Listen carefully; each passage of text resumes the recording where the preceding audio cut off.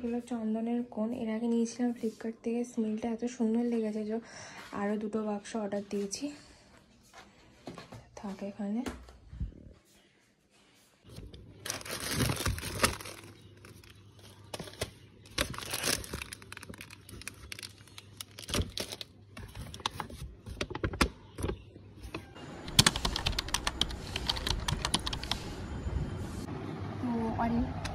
অনেকদিন ধরে এরকম একটা দেখছি আমি ইনস্টাগ্রামে, তো আমার ইচ্ছে হলো আমিও বানাই। এরকম বক্স আমার বাড়িতে প্রচুর পড়ে রয়েছে, তো ভাবলাম করা যায়। তো সবার ফার্স্টে দেখায় এটা আমি ফ্লিপকার্ট 9 মিনিটের যে আমাদের এখানে ডেলিভারি দেয় সেখান থেকে এই লাইটের সেটটা অর্ডার করেছি, একসাথে 2টো ছিল। তো এটার প্রাইস আমি সব কিছু মেনশন করে দেবো স্ক্রিনে। আর এটা আমি একটা কালারিং পেপার ছিল সেটা দিয়ে বানিয়েছি, হ্যান্ড রিটেন। আর তারপর এটাগুলোকে আঠাটি স্টিক করে সেলোটেপ লাগিয়ে দিয়েছি।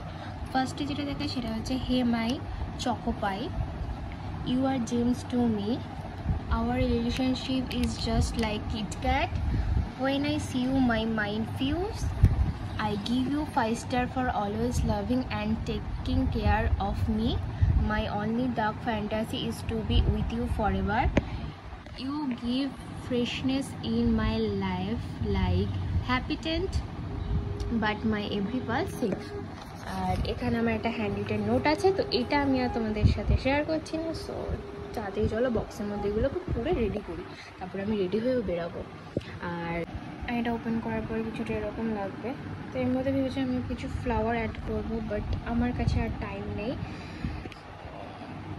প্রিটি লাগছে, লাইটটা দেওয়ার পর বেশি ভালো লাগছে। একটাই পিস আমি বানিয়েছি, কারণ এটা যে আঠাটা লাগবে গ্লু গান সেটা আমার কাছে ছিল না, তো আমি কোনো কাঠি পাচ্ছিলাম না। বাইকে বলেছিলাম একটা কাঠি দে, তো বাইক কাঠিটা দিয়েছিল, এর মধ্যে দিয়ে দিয়েছি। মোমেন্টে মনে পড়লো এটা দিয়ে একটা লাভ রেখে এখানে চিপকে দিই, দেখতে বেশ গর্জিয়াস লাগবে। সো কাটা যাক। গিফট রেডি হয়ে গেছে, এটাকে এবার নিয়ে যাওয়ার পালা। আমি চলে এসেছি, অনেকক্ষণ হয়ে গেছে, যার গিফট তাকে দেওয়া হয়ে গেছে। বাট কার গিফটটা দিয়েছি সেটা আমি এখন রিভিল করছি না, খুব শীঘ্রই রিভিল করতে চলেছি। তো কিপ অন ওয়াচিং গাইস। তো এখন যাবো লাঞ্চ করতে, তো লাঞ্চ করেই তারপর কিছুক্ষণ থেকে বেরিয়ে যাব, কারণ বাড়ি থেকে বাবার সাথে একটা জায়গায় যাওয়ার রয়েছে, তো কিছু দরকারি কাজের জন্য। তো কিপ অন ওয়াচিং গাইস, দেখতে হবে। 2000 years later. সো আমি বাড়ি চলে এসেছি, আর আজকে আর ভিডিও করতে ইচ্ছা করছে না, প্রচণ্ড টায়ার্ড হয়ে গেছে। এখন ওই 6:30 মতন বাজে, তো এখন ফ্রেশ হবো, মুখ ধোবো। মুখে আমার একটু মেকআপ করিনি, শুধু লিপস্টিক পরেছিলাম আর আইব্রোটাকে একটু ঠিকঠাক করেছিলাম, ব্যাস। হাই গাইস, আমি একটা ডিজিটাল কার্ড বানাচ্ছিলাম। সেই কার্ড বানাতে গিয়ে অনেক গল্প হয়ে গেছে, কারণ আমার এই ফোনে বেঙ্গলিতে লেখা যায় না, আর কার্ডটা প্রপার বেঙ্গলিতে বানানো ছিল। তো অনেক কাঠখড় পুড়িয়ে ফাইনালি কার্ডটা কমপ্লিট করেছি, আর কার্ডটা যাকে পাঠানো ছিল তার খুব পছন্দ হয়েছে। সো ব্যাস, কাজটা সম্পূর্ণ হয়েছে। আর এখন অলরেডি ঘড়িতে 12:30 বাজতে যাচ্ছে। তো এখন আপাতত যাবো আমি আমার টুকটাক যাবতীয় কাজবাজ করতে।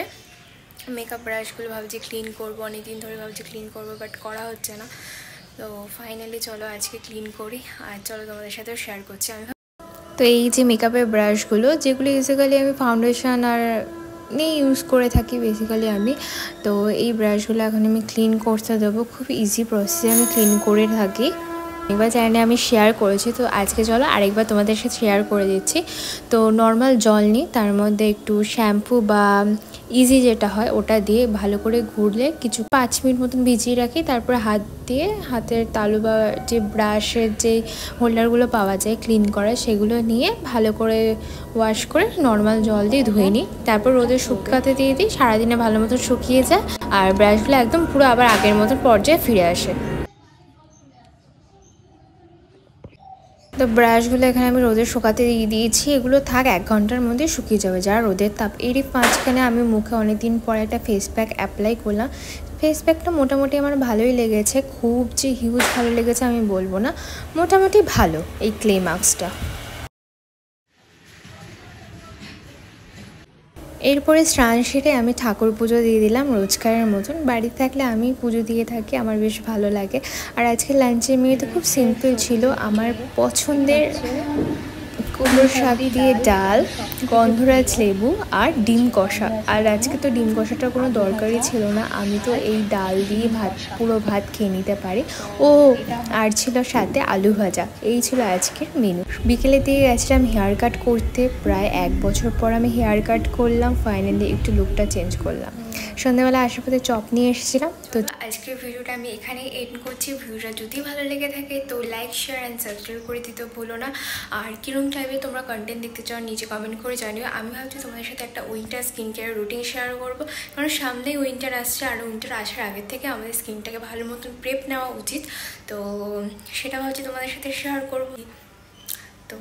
তো চলো আজকের মতন টাটা, দেখা হচ্ছে খুব শীঘ্রই নতুন একটা ভিডিওতে।